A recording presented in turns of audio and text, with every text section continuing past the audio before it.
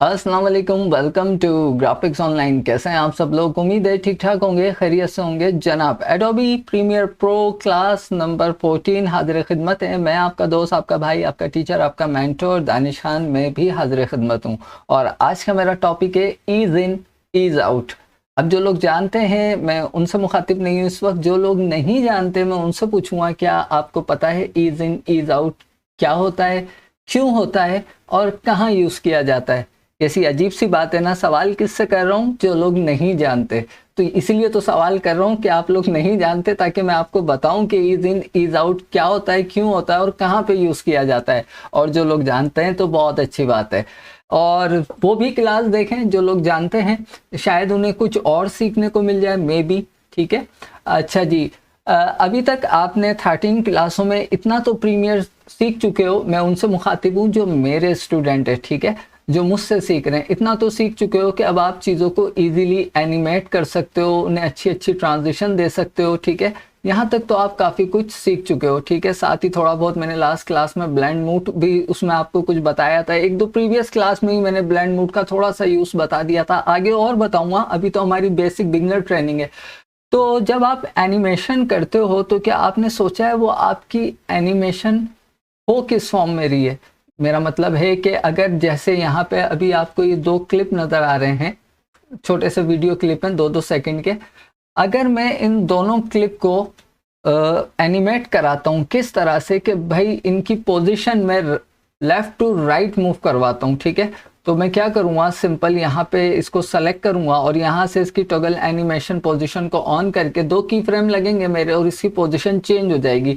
तो जब आपका स्टार्ट की फ्रेम हुआ और एंड की फ्रेम हुआ, ठीक है, स्टार्ट पॉइंट पे आपने पोजीशन 1 रखी, एंड पॉइंट पे पोजीशन उसकी चेंज कर दी और प्ले किया, तो आपकी जो वीडियो है वो मूव हो रही है, एनिमेट हो रही है। लेकिन वो जो एनिमेशन हो रही है, क्या आप इस चीज़ को जज कर सकते हो कि वो किस तरह से हो रही है? क्या वो एक स्मूथ एनिमेशन है या नहीं?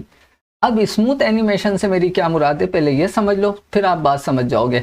देखो, मैं बहुत आसान मिसालें देता हूँ, हमेशा इस तरह समझाता हूँ कि बच्चा भी समझ ले, और मेरा चैनल है ही बच्चों के लिए स्पेशली। स्मूथ एनिमेशन ये होती है कि अगर मैं आपको आपके रूम से मिसाल दूं कि आपके घर में छत पे आपके एक पंखा लगा हुआ है, एक फैन, चलो छत पे नहीं भी लगा हुआ, वॉल फैन होगा, चलो वॉल फैन नहीं भी लगा हुआ, स्टैंड फैन होगा। आपने बटन ऑन किया या फैन का डिमर ऑन किया, दोनों ही सूरतों में क्या होता है, आपका पंखा एकदम से क्या फुल स्पीड में चलने लगता है? नहीं, कभी भी ऐसा नहीं हुआ। आपका पंखा स्टार्ट लेता है स्लो, बिल्कुल स्लो स्लो, और उसकी एनिमेशन क्या है, पंखे की रोटेशन। वो बेसिकली क्या करता है, रोटेट करता है। तो क्या एकदम से 100% स्पीड पे घूमने लगता है? नहीं ना।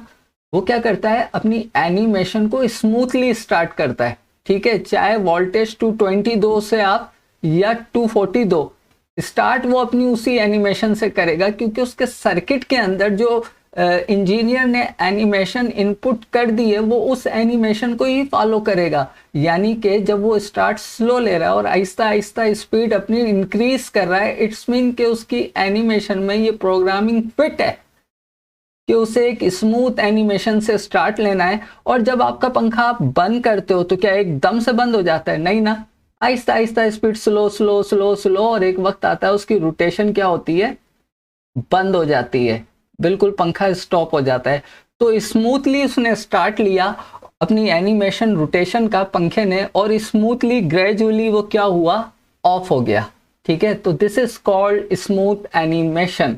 और जो अभी तक आप कर रहे हो वो स्मूथ एनिमेशन जरूर है, लेकिन स्मूथ एनिमेशन नहीं है। जैसे कि तो मैं पहले वाले क्लिप को जो है वो एनिमेट कराता हूं। तो यहाँ पहला वाला क्लिप ये है मेरा जो ऊपर है, ठीक है, और मैं टॉगल एनिमेशन से पोजीशन को ऑन कर देता हूँ। ठीक है, तो मेरा यहाँ पे पहला की फ्रेम लग चुका है। ठीक, इसी तरह मैं चाह रहा हूँ कि जो मेरी दूसरी वाली वीडियो है इस पर भी मैं यही एनिमेशन जो है, यहाँ कहाँ से आ गया की फ्रेम, तो डिलीट कर रहा हूँ मैं, और स्टार्ट पॉइंट पे इस पर भी मैं एक पहले से डिलीट कर दूँ, देन दोबारा।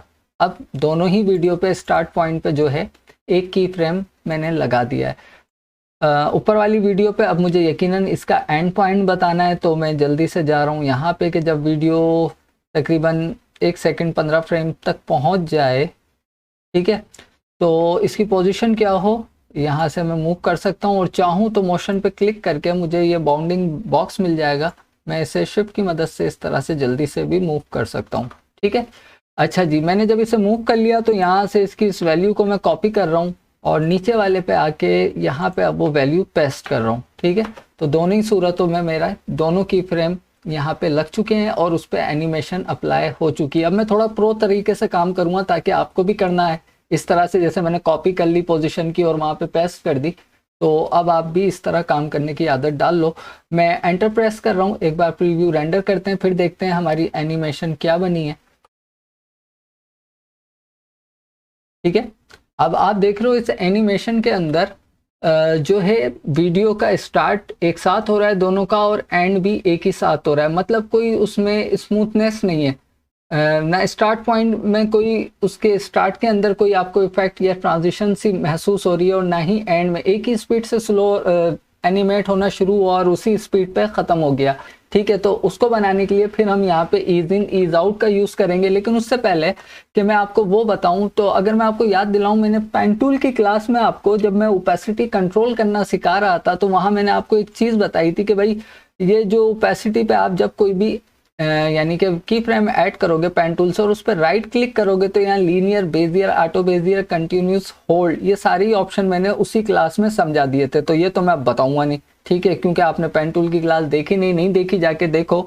उसके बाद ईज इन ईज आउट, और आज का हमारा टॉपिक भी यही है, ईज इन ईज आउट। ठीक है, तो इन सब की प्रैक्टिस करनी है तो पेन टूल की क्लास में देख लेना। बेसिकली होता क्या है, आपकी बाय डिफॉल्ट जो एनिमेशन होती है वो लीनियर फॉर्म में होती है, यानी कि टॉप टू राइट, जिस तरह आपको याद हो आप ग्रेडियंट का यूज करते हो, लीनियर।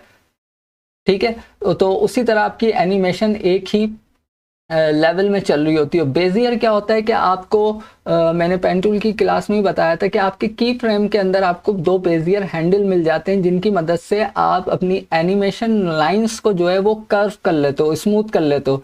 ठीक है, जैसे हमने टाइम रीमैपिंग की क्लास में भी देखा था। ठीक है, याद आया? तो ये सारी वो चीज़ें हैं, समझो ये सब आपको मैनुअल कंट्रोल दिया हुआ है ये तमाम, और ईज इन ईज आउट आपको एक तरह से प्रीसेट मिल जाता है यहाँ पे। ठीक है, इन्हीं एनिमेशन को स्मूथ करने का बस आसान जवाब ये था।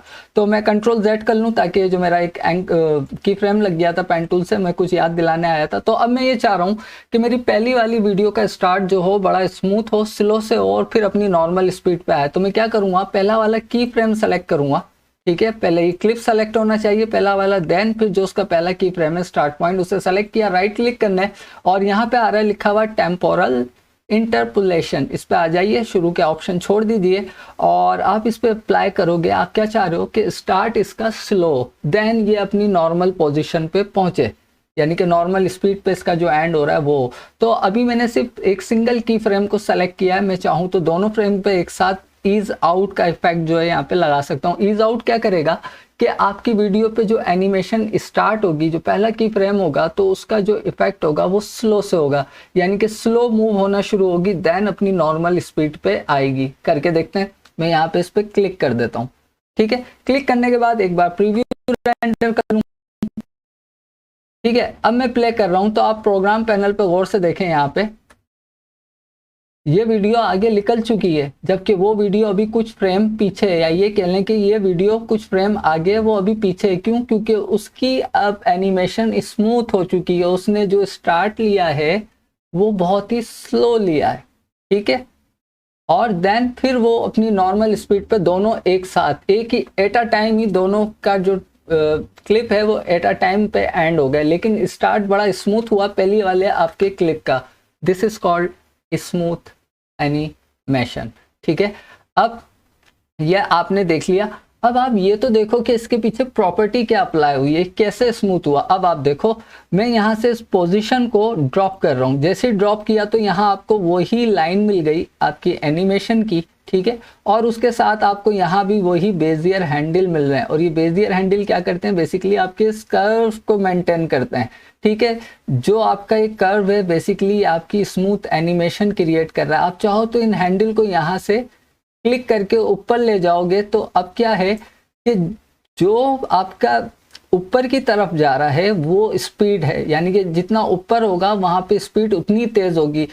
अब ये स्पीड एकदम तेज है और फिर आहिस्ता आहिस्ता स्लो हो रही है। पहले क्या हो रहा था, पहले ये क्या थी, पहले स्पीड कम थी, कि स्टार्ट होगी एनिमेशन आहिस्ता आहिस्ता, देन फिर यहाँ पे बढ़ेगी। लेकिन जब आप इसे यहाँ से पकड़ के ऊपर कर दोगे, यानी कि मैं मैनुअल कर रहा हूँ, तो अब क्या हो रहा है, स्पीड एकदम तेजी से, ये आपकी इसकी पहली इमेज की एनिमेशन तेजी से आगे जाएगी, देन स्लोली ग्रेजुअली वो कम होगी। ठीक है, तो बाय डिफॉल्ट जो होती है इसकी ईज आउट की वो ये होती है।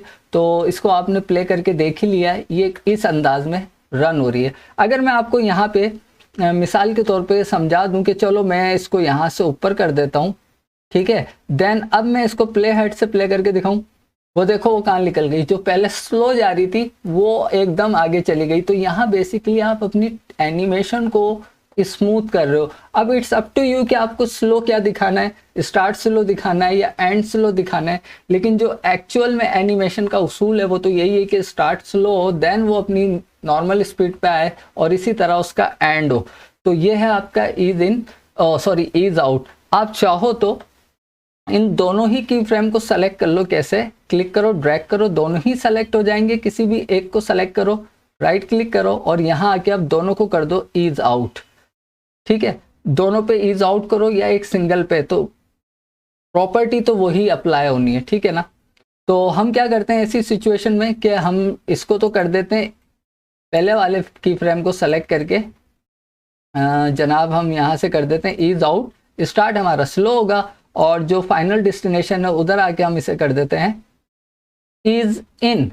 तो इस तरह से अब आपकी जो है वो एनिमेशन बन गई है। पहले देखें ईज इन से पहले क्या थी, स्टार्ट स्लो हुआ, देन स्पीड यहाँ हुई और एक स्पीड एक सीक्वेंस में है ना। ठीक है, इस तरह बढ़ते बढ़ते फिर यहाँ पे आके एंड हो गई। ठीक, बिल्कुल एंड स्लो नहीं हुई आपकी स्पीड। लेकिन जब हम इस पे ईज इन लगाते हैं तो ठीक है, स्टार्ट स्लो हो रहा है, दरमियान में स्पीड बढ़ गई है और एंड भी स्लो हो रहा है। तो अब आप प्ले करके देखो, ये देखें आप, देखें इससे, ये देखें आप, स्टार्ट और एंड स्लो है जो होता है एक्चुअल में, और दरमियान से उसकी स्पीड तेज है। ठीक, this is called ease in ease out. और मुझे उम्मीद है आज आप इसे बखूबी समझ गए होंगे। और मज़े की बात यह है, इसे आप पोजीशन पे, स्केल पे, रोटेशन पे, एंकर पॉइंट पे, एंटी फ्लिकर अभी बताया नहीं है, ओपेसिटी पे, जहां भी आपको एनिमेशन मिल रही है, टॉगल एनिमेशन के ऑप्शन मिल रहे हैं, जहां भी आप की फ्रेम ऐड कर सकते हो, आप तमाम ही जगह पे ईज इन ईज आउट करके अपनी एनिमेशन को स्मूथ बना सकते हो। छोटा सा एक और आइडिया दे देता हूँ, फिर क्लास को ख़त्म करते हैं। मैंने इसे डिलीट कर दिया और ये नीचे मैंने इसे भी डिलीट कर दिया। ठीक है, यहाँ पे मेरे पास ये वाली वीडियो है, इसे दोबारा लेता हूँ, अभी तो लिया था, चलो फिर ले लेता हूँ और इसको मैं यहाँ ला रहा हूँ। ठीक है, अब इस वीडियो में क्या है देख लेते हैं। मैं इसकी भी ये चाह रहा हूँ कि इसको थोड़ा सा स्केल करते हैं। ये इसका स्टार्ट पॉइंट है, मैंने यहाँ पे स्केल पे टॉगल एनिमेशन किया। ठीक है, और मैंने ये कहा कि जब भाई ये यहाँ पे पहुँच जाए इस जगह पे, बल्कि थोड़ा सा और आगे करते हैं, जब इनकी पोजीशन कुछ, चलो नहीं वही सही था, 1 सेकंड पे कर लेते हैं यार। ठीक है, यहाँ पे जैसे ही पहुँचे मेरा क्लिप, तो क्या हो, ये मुझे जूम मिल जाए। ठीक है, यानी कि अब इन जो दो सब्जेक्ट इन्हें मैं करीब से देख सकूँ। तो जल्दी से मैंने यहाँ आके क्या किया, इसकी स्केल को बढ़ा देता हूँ, कितना जितना मुझे बढ़ाना है, इतना जूम काफ़ी है ताकि पिक्सेलेशन ना आए। ठीक है, और साथ ही यहाँ पे मैं एक पोजीशन का भी जो है वो क्या लगा रहा हूँ, की फ्रेम ऐड कर दिया इसी जगह पे। तो पोजीशन इसकी मुझे थोड़ी सी चेंज करनी पड़ेगी सेंटर अलाइन के लिए, इस तरह से। ठीक है, और एक बार मैं क्या करूँगा, प्रीव्यू को रेंडर करूँगा। तो ये देखें, क्या लग रहा है आपको, एकदम से धम देने से सामने आ गया ना, ऐसा ही लगा ना। अच्छा, स्टार्ट में आपने एक चीज़ नोट की, नहीं की होगी, जब वीडियो स्टार्ट हो रही है तो यहाँ पे देखो इसकी पोजीशन आउट है आपकी क्लिप की। वो क्यों आउट है, हमने यहाँ पे उसकी पोजीशन दे दी, स्टार्ट पॉइंट नहीं बताया पोजीशन पे। तो आप प्ले हेड को स्टार्ट में रख के बाद में भी की फ्रेम ऐड कर दो। यहाँ पे की फ्रेम ऐड किया और इसकी पोजीशन को आप सेट कर दो, हो जाती है जल्दी में गड़बड़, लेकिन इन चीज़ों का आपने ध्यान रखना है। अब कर रहा हूँ तो अब आप समझोगे, ये एकदम से आपके सामने आ रहे हैं जूम होके, एकदम से। मैं चाह रहा हूँ ज़रा स्लो स्लो से मेरे सामने आए ताकि आंखों को अच्छा लगे, आंखों को कोई झटका ना लगे। ठीक है, तो फिर हम यूज़ करेंगे वही कि मैं इस पे आ जाता हूँ पहले वाले की फ्रेम पे, स्केल वाले पे। ठीक है, स्केल वाले पे हूँ मैं, देख लो, राइट क्लिक कर रहा हूँ और यहाँ इसे कर देता हूँ ईज आउट। ठीक है। अब वो जो झटका है, अब ये एक स्लोली मेरे सामने रिजल्ट आया है। यही चीज़ आप इसकी पोजीशन पे भी कर सकते हो। देखो यहाँ मैंने एनिमेट कर दिया है, ठीक है, और ये आपका पोजीशन वाला, आप इस पे भी यही इफेक्ट लगा दो ताकि एक आपको बेहतर उस पर रिजल्ट मिल जाए, ठीक है। तो आपने दोनों पे ही लगा दिया है और एक बार एंटर प्रेस करो, ये देखें। अब क्योंकि वीडियो का कुछ ड्यूरेशन ही आपका छोटा है तो इसलिए बड़ी जल्दी से आपको यहाँ पे एनिमेशन नज़र आ रही है। तो हम ऐसा करते हैं कि इन दोनों ही की फ्रेम को इस तरह से सेलेक्ट करते हैं और इसे मूव करके बिल्कुल एंड पे ले जाते हैं, ठीक है, ताकि हमारी ट्रांजिशन और हमें स्मूथ मिल जाए। एंटर प्रेस करके इसे अब आप देखिएगा, ठीक है, हो गई वही ट्रांजिशन, स्मूथ हो गई आपकी। तो this is called ease in ease out. और क्यों यूज़ करते हैं, किस लिए करते हैं, ये सारी बातें मैंने आपको बता दी हैं। तो अपना बहुत ख्याल रखिएगा। टेक केयर, अल्लाह हाफिज़।